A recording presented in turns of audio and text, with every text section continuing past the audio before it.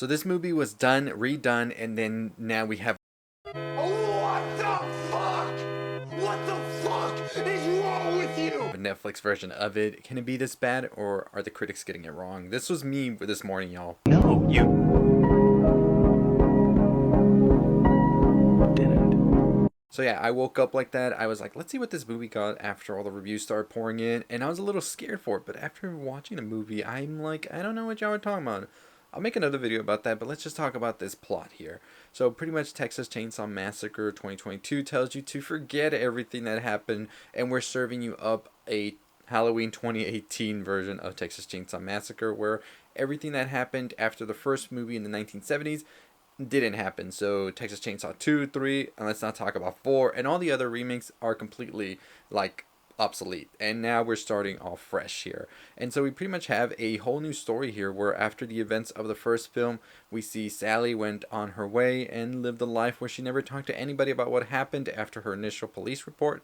And now they are trying to also gentrify the town that Bubba Leatherface went in to be a recluse. And yeah, that's where our story starts. And I like the themes and aspects that they're exploring here, and I think that they could have gone a little deeper with them also, and maybe given us something more fleshed out. The movie is a bit short as well, at an hour and 30 minutes, but I feel like what it wants to do is okay in that time as a pure slasher film. So pretty much the story starts off with these kids coming into the town. They're about to open a new restaurant there and trying to auction off all the other areas that everybody else has been taken out of because the town is sort of on its last leg.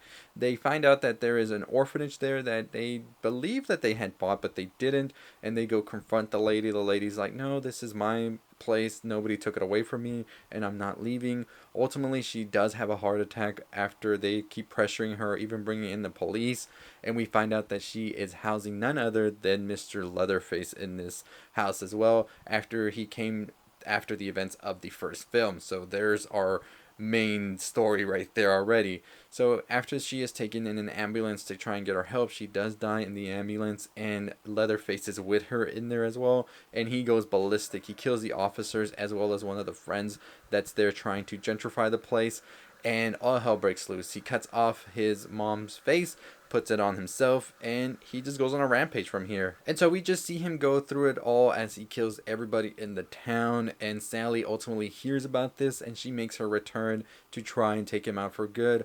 She tries to ultimately get him to reconcile and realize everything that he did to her and her friends and sort of atone for everything before she kills him. This ultimately doesn't go according to her plan because he doesn't say anything. He doesn't care, and this sort of like gives her a feeling of, was this all meaningless that I'm doing? And he escapes to try and kill the remaining survivors. Ultimately, though, she realizes she has to put him down, and she tries to, but he doesn't. He ultimately kills her, but she ultimately does help the other two survivors, the two sisters, escape. And as they're escaping, he actually is able to catch up to them, grabs one of them through the window of the self-driving car, and just cuts her head off as the other sister watches in agonizing pain as her sister is killed now. And it's just like, oh, this is how it ends. So the other sister ultimately does escape, but the other one is just left there as Bubba does his chainsaw dance we were all hoping to see in this new one. Now, let me tell y'all, this movie pretty much just ends like that, and it's a simple movie, just straightforward killing. It's just showing off Bubba, I feel, and we definitely are feeling that we're wanting more movies from this, right? Because the movie has a post-credit scene where we see Leatherface go back to the house where it all started in the first Texas Chainsaw Massacre, and that's where the movie pretty much cuts off. So I think that they're hoping for sequels here, and honestly, I'll watch them. I think that for this movie, what they did was okay. I think that they could have gone a little bit deeper with the meanings, as I said, especially with the meanings of gentrifying and all the other stuff they talked about here. But I do feel like they can make it a little bit more compelling, I feel, especially for a character such as Leatherface. Although he is at an older age now, it doesn't seem to show in the movie as he's just going on a spree killing.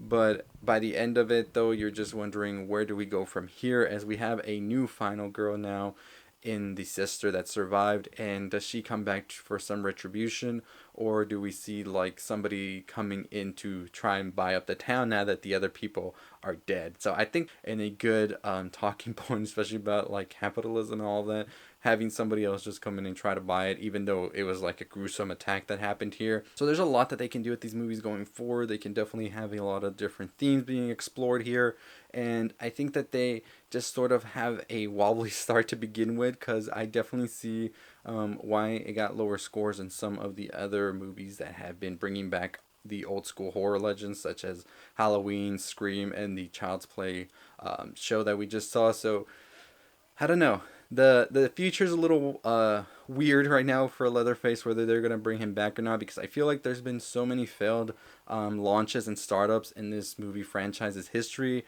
that maybe this might have been the last one and they're not gonna try it anymore. Netflix did buy it from Legendary, so I feel like Netflix is going to try and squeeze out maybe one more, and hopefully they actually get this one right. I think Fede Alvarez should have directed this, not just produced it. I think he would have had a pretty good direction to bring this, because I think he did a good job with the Evil Dead movie we saw. Even though we didn't get a sequel for that, it was still a great reboot and restart for the franchise, and I am just so damn sad we haven't gotten a reboot for that.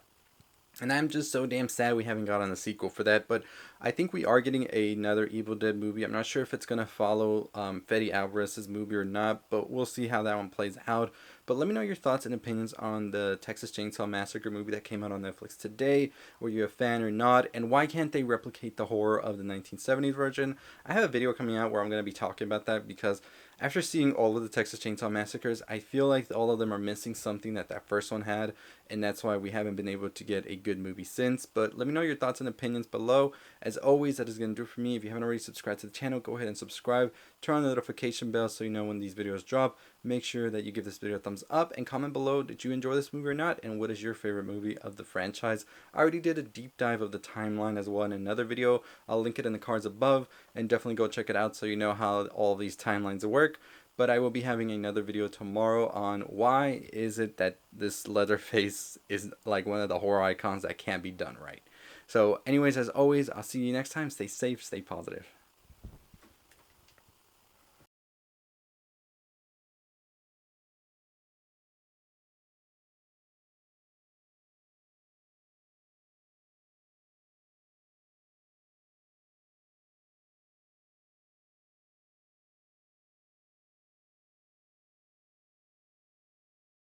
Hey, if you're still listening, really appreciate you. I'm going to be doing a lot more videos like this, more screen.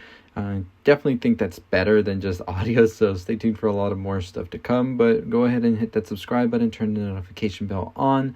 Make sure you give it a thumbs up, comment below your thoughts on the movie, and I'll see y'all next time. Stay safe, stay positive.